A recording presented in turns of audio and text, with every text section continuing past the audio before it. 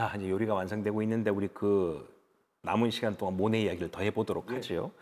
평생 빛을 그린 인상주의 화가 모네. 아, 그럼 모네에게도 빛보다 더 빛과 같은 여인이 한 명 있었다고요? 예, 그 모네 초상화를 좀 보시면 아시겠지만 상당히 미남이죠. 그리고 파리에서 미술 공부를 하던 시절에 미남인데다가 패션 감각도 좋고 하니까 여성들에게 상당히 인기를 끌었는데요. 그래서 이제 대쉬하는 여성들도 많았는데 그 왜 그랬는지 모르겠지만 모네가 여성들의 유혹에 흔들리지 않았습니다. 그래서 호사가들이 여성 취향이 독특하다 뭐 이런 말이 떠들기도 했고요. 자, 그런 모네를, 그렇게 철벽남이었던 모네를 사로잡은 여인이 도대체 누굽니까? 예, 까미유 동슈에라는 여인인데요. 1865년에, 그러니까 모네가 25이 되던 해에 까미유를 만나게 되고요. 평생의 연인이 됩니다. 까미유는 직업이 모델이었는데요. 모네가 고백할 때 평생 나만을 위한 모델이 되어달라 뭐 이렇게 고백을 했고요. 그래서 바로 동거에 들어갑니다. 그래서 동거를 해서 까미유가 혼전 임신을 동거 2년 만에 하게 되죠. 근데 그 모네 아버지가 너무나 이걸 싫어했습니다. 그 여인을? 예, 예. 왜냐하면 모네가 원래 아버지와 사이가 그렇게 좋지 않았습니다. 왜냐하면 모네 아버지는 모네가 화가가 되는 것을 원치 않았는데요. 그런 상황에서 까미유는 이제 평민이었으니까 까미유와의 동거 생활에 대해서 알게 되니까 아버지가 폭발했던 거죠. 격렬하셨구나. 예, 예. 그래서 모네한테 보내던 생활비를 끊어버리는 거예요. 당장 집으로 돌아오라 이렇게 종용하게 되는 거죠. 그런데 모네는 이제 사랑을 택합니다. 그래서 끝까지 포기하지 않았고 그런데 이제 아이가 나왔고 그러니까 아이를 키워야 되니까 이 시기에 친구들에게 돈을 많이 빌리러 다녔었죠. 그리고 카미유도 세탁부로 일을 하게 됩니다. 야, 한편의 주말 드라마 같은 아픔과 사랑이 담겨 있습니다. 사랑을 선택한 대가가 상당히 힘들었겠는데요. 예, 이 시기가 모네의 인생에서 경제적으로 아마 가장 힘들었을 시기였을 것 같은데요. 이때 뭐 집세를 내지 못하니까 집세 대신에 자기가 그린 작품을 집주인한테 빼앗기는 경우도 있었고 밥을 굽는 일도 다반사였습니다. 그리고 이 시기에 줄기차게 작품을 출품을 하는데 아까 말씀드렸던 것처럼 전통적인 회화와는 거리가 있다 보니까 보수적인 미술협회에서 계속 거부당합니다. 그래서 1869년에 살롱전에서 낙선했을 때 모네가 크게 낙심을 해서 실제로 자살 기도를 하는데요. 센강에 몸을 던지기도 합니다. 실제로. 아, 실제로? 예, 다행히 뭐 정신을 차려서 헤엄쳐서 나오긴 했는데요. 이 시기를 좀 들여다보면 저는 자살 기도에까지 이르게 된 그 참담한 심정이 충분히 이해되는 부분이 있습니다.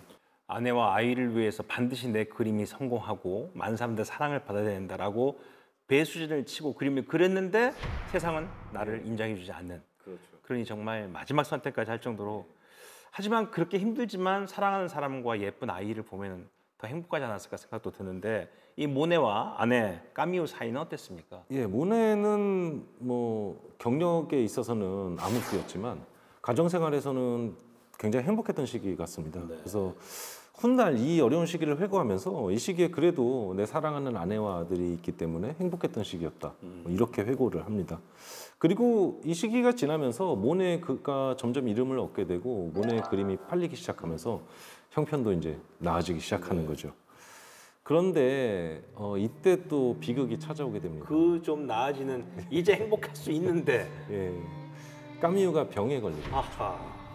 예, 그래서 이때 모네가 파리 근교의 좋은 집으로 이제 이사를 하게 되는데요. 카미유는 고생은 하고 이제 풍족한 생활을 누리지 못했던 거죠. 그래서 병석에만 누워 있다가 1879년 9월에 그러니까 32살이라는 굉장히 젊은 나이에 생을 마감하게 됩니다. 이게 둘째 아들을 낳은 지 채 1년이 안 된 시점이었는데요.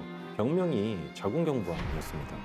당시 의학 기술로서는 치료할 수 없는 병이었고요. 그런데 모네는 자기의 가난 때문에 까미유가 죽었다 이렇게 생각을 했었고요. 그런 죄책감에서 평생 벗어나지 못합니다. 지금 백신도 나와 있고 약이 아주 많은 병이었는데 안타깝습니다. 고생 끝 행복 시작인 줄 알았는데 얼마나 힘들고 얼마나 아팠을까 생각이 드는데요. 근데 이 모네가 그 사랑하는 아내가 죽는 순간까지도 그 모습을 화폭에 담았다면서요? 예, 사실 이 모네의 아내였던 까미유가 모네 많은 작품들의 모델로 등장합니다. 예를 들면 초록색 드레스라든가 평생 모델 해달라고 그랬잖아요. 예, 예. 정원의 여인들이라든가 여러 젊은 시절에 모네가 제작했던 기념비적인 작품들의 모델로 등장하는데요. 그 죽는 순간까지도 모네는 이 까미유의 모습을 화폭에 담았습니다. 그러니까 죽는 순간에 점점 어둡게 변해가는 까미유의 낯빛을 포착해서 화폭에 담아냈던 것인데요. 이렇게 그려진 작품이 임종을 맞는 까미유라는 제목의 작품입니다. 이 작품을 보시면 화면 우측 하단에 모네 서명이 되어 있는데요. 서명 끝에 검은색으로 하트가 그려져 있죠. 좀 이거 볼 때마다 저는 좀 슬픈 마음이 좀 듭니다. 아니, 아내를 향한 사랑으로 그 그림의 과정을 지켰다도 볼 수가 있겠지만 어떻게 죽은 아내를 두고 옆에서도 그림까지 그리는 그 열정은 어떻게 해석해야 될지 안타까운 마음입니다. 아니, 아내가 죽어가는데 생각해보면 그 죽은 아내 곁에서 변화하는 낯빛을 화폭에 담는데 좀 무섭게, 사실. 충격적이고 네. 무섭게 느껴지기도 하는데요. 근데 이때 실제로 그 르누아르가 옆에 있었는데 동료하였던 르누아르가요? 르누아르가 곧 당장 뭐 하는 짓이냐, 당장 멈춰라 이렇게 만류를 하기도 했는데, 그런데 모네가 이때 했던 대답이 내가 지금까지 까미유한테 해줄 수 있었던 게 그녀의 그림을 화폭에 담는 것뿐이었으니까 마지막 순간까지도 난 그걸 해주고 싶다, 이렇게 대답을 했다고 전합니다. 모네가 하는 모든 그림의 행위들, 그게 어떻게 본다면 아내에게 보내줄 수 있는 사랑의 전부였다, 이렇게 생각이 듭니다.